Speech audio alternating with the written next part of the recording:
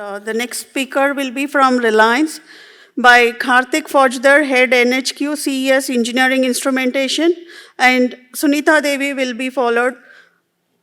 Sunita Devi, Group Lead for Open Process Automation from Reliance Industries Limited, and they'll be speaking on OPA update by Reliance. Please welcome Mr. Kartik on the stage.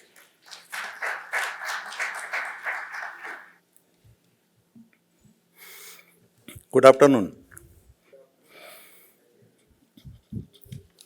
Sunita is getting ready, but I can start. So our topic today is key learnings and roadmap of the OPA journey, whatever we have pursued till date.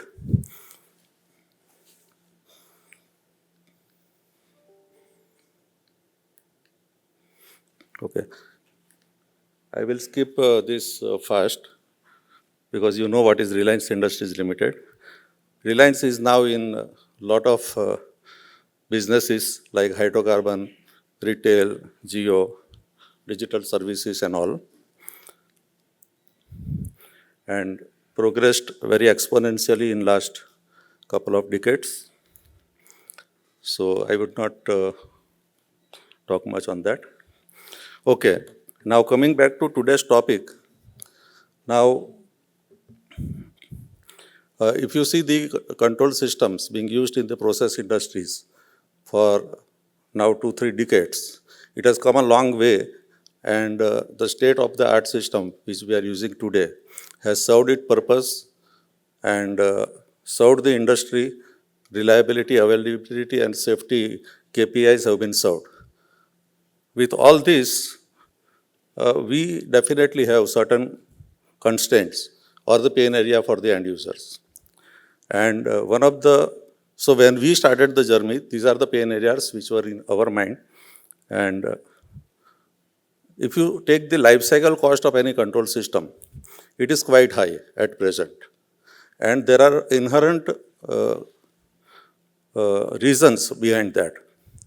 So if I take the 20 to 30 years of life cycle for any control system, now surely some of the components will get obsolete and I need to upgrade it. So it has happened that even if the one component is obsolete, I could not upgrade it because it is a proprietary system where hardware, software, etc. are coupled. And in such case, suppose my hardware become obsolete, then I have to upgrade the entire server along with software, and it adds the cost. So, and there are certain other reasons also. When my system gets obsolete, my spares become costly, right? If I have X component, I have to replace it by the same make component only. So these are inherently certain things because of the vendor logged in systems which we have been using for many, many years. Similarly, with the enhancement in cybersecurity threats, we have cybersecurity issues. Now, our front end is, as you know, it has limited life and it gets obsolete every 4, 5, 6 years. And to keep the pace like what IT industries does, for OT industries, it is not easy to keep it updated, right? So I do not have patches and then I always remain vulnerable with respect to my front end. So this is another pain area. And because legacy systems are not inherently cyber secure, there are other issues also. So that was also one pain area when we started thinking that something has to be done on this area. Now, if I have DCS from X vendor, then all the components I have to use in the system by that particular vendor only.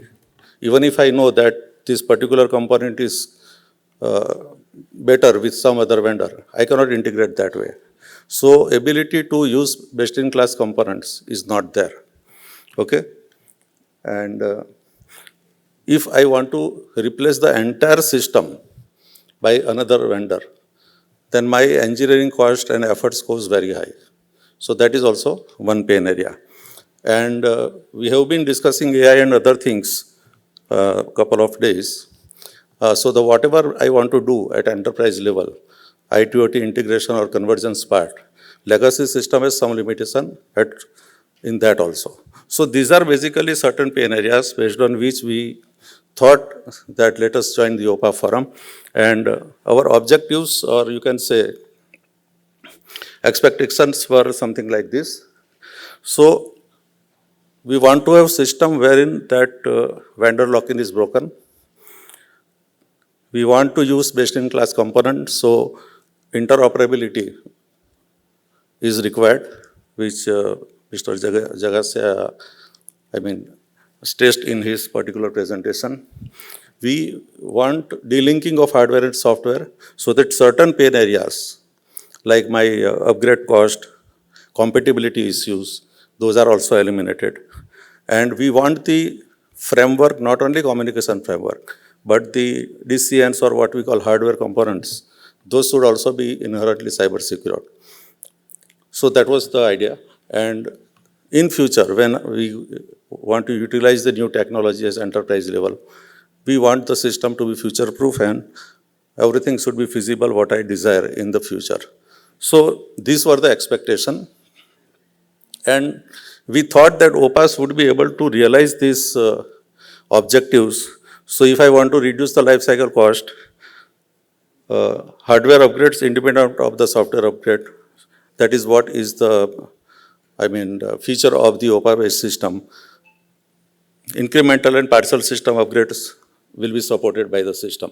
So with those kind of features available in OPA, I can reduce my life cycle cost.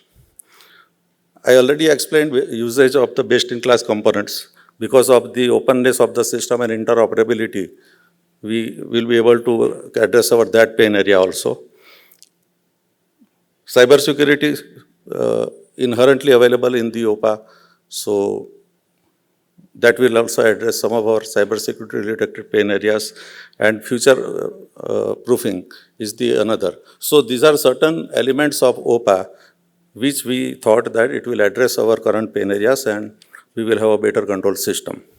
So with these objectives in mind, we decided the strategy to follow the journey of OPA, and we thought that we will implement the test bed in 2 phases.